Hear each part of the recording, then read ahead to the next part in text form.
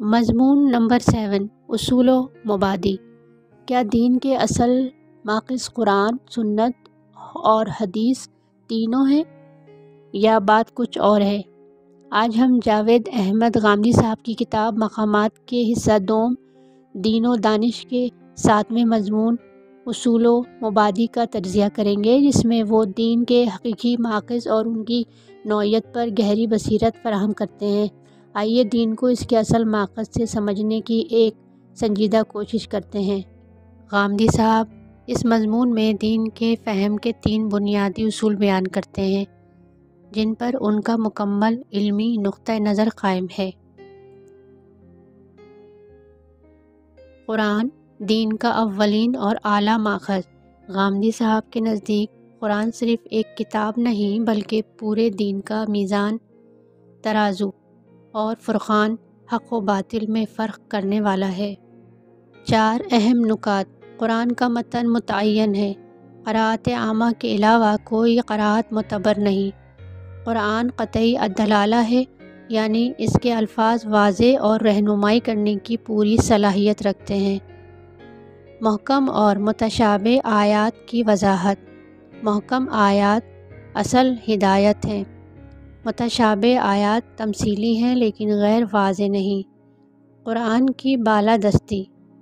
نہ کوئی نبی، نہ حدیث، نہ کوئی عالم قرآن کے حکم کو بدل سکتا ہے۔ ہر بات، ہر تحقیق، ہر روایت قرآن کے تابع ہے۔ سنت، ملت ابراہیمی کی تجدید۔ غامدی صاحب کے مطابق سنت وہ عملی روایت ہے جسے رسول اللہ صلی اللہ علیہ وآلہ وسلم نے ملت ابراہیمی کی تجدید و اصلاح کے بعد امت میں جاری فرمایا۔ سنت کا ثبوت بھی قرآن کی طرح اجماع اور عملی تواتر سے ہے۔ یہ دین کا عملی پہلو ہے جو صحابہ سے لے کر آج تک امت میں متواتر چلا آ رہا ہے۔ اس میں اختلاف یا انکار کی گنجائش نہیں۔ دین کی حدود صرف قرآن و سنت۔ غامدی صاحب کے مطابق دین صرف وہی ہے جو قرآن، سنت میں بیان ہو چکا ہے۔ حدیث کا کردار۔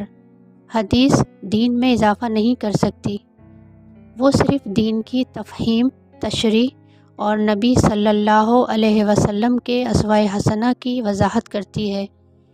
اگر حدیث صحیح ہو اور کسی قول، فعل یا تقریر کی صورت میں ہو تو اس کی حجت اس پر قائم ہو جاتی ہے جو اس پر مطمئن ہو۔ غامدی صاحب کا اصولی خلاصہ۔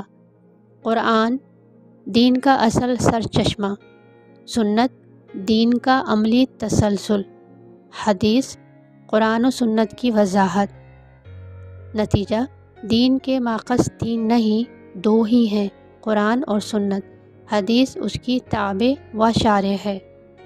غامدی صاحب کی یہ فکر ہمیں بتاتی ہے کہ دین کی بنیادیں سادہ، واضح اور مضبوط ہیں، بشرطے کہ ہم قرآن اور سنت کو ان کی اصل حیثیت سے پہچانیں۔ اگر آپ کو یہ تجزیہ مفید لگا ہو تو ویڈیو کو لائک کریں، دوستوں کے ساتھ شیئر کریں اور چینل کو سبسکرائب ضرور کریں تاکہ ہم دین کو علم و فہم کی روشنی میں سمجھنے کا یہ سفر جاری رکھ سکیں۔ اگلی ویڈیو تک کے لیے اجازت دیں۔ اللہ حافظ۔